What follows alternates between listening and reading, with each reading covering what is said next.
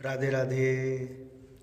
आप सभी को एकादशी के व्रत की हार्दिक शुभकामनाएं। और आज व्रत का पारण हो रहा है तो लोगों को कुछ कन्फ्यूज़न रहता है व्रत के पारण का, और लोग कुछ कन्फ्यूज़ होते भी हैं। अच्छा, कुछ लोग कन्फ्यूज़ कर भी दिए जाते हैं। तो आज मैं आपको ये दुविधा ख़त्म कर दूं कि व्रत का जो एकादशी का व्रत होता है उसका पारण कैसे करना चाहिए।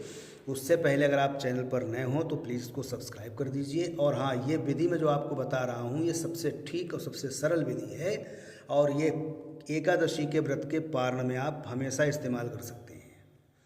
क्योंकि एकादशी का जो व्रत होता है उसका धारण करने का भी समय है और पारण करने का भी समय होता है, जबकि पारण का समय ज़्यादा महत्वपूर्ण है। अगर आप व्रत को रख रहे हैं तो आप व्रत के बारे में जानकारी ले लें। अनजाने में देखो बहुत लोग व्रत रखते हैं, ऐसा नहीं है, बहुत लोग व्रत रखते हैं अनजाने में, और वो उसको ऐसे ही रखते चले जाते हैं तो उनको उसका फल मिलता है। एकादशी का व्रत तो ऐसा है कि अगर आप अनजाने में भी धारण कर लें तो आपको उसका फल मिलता है। लेकिन फिर मेरा कहना यह है, जब हम एक चीज़ कर ही रहे हैं तो क्यों ना शुद्धता से की जाए। लिहाजा आज मैं आपको एकादशी के व्रत का पारण बता दूं कैसे करना है। दरअसल एकादशी के व्रत के पारण को लेकर कन्फ्यूज़न रहता है अक्सर। पहला समय का, दूसरा पारण किससे किया जाए। जनरली हमने देखा है बहुत लोग भोजन कर लेते हैं या अन्न को तुरंत ग्रहण कर लेते हैं, तो ये एकादशी के व्रत के पारण का तरीका बिल्कुल नहीं है।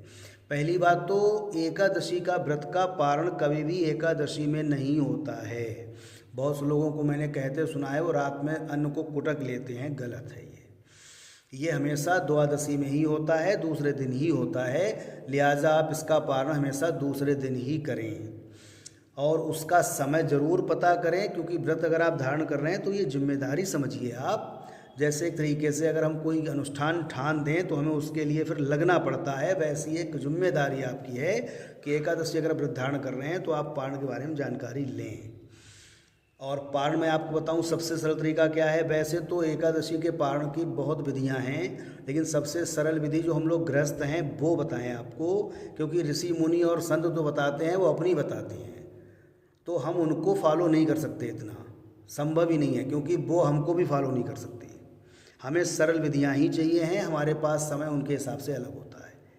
तो आपको बताऊं मैं, तुलसी दल या तुलसी दल मिश्रित जल आप पहले ईश्वर को समर्पित करिए, और प्रत्येक एकादशी बता रहा हूँ मैं, द्वादशी के समय आप उनको भोग लगाकर उसको ग्रहण कर लीजिए। पारण के नाम से आपके व्रत का पारण हो जाएगा। तत्पश्चात आप अन्न को ग्रहण कर सकते हैं।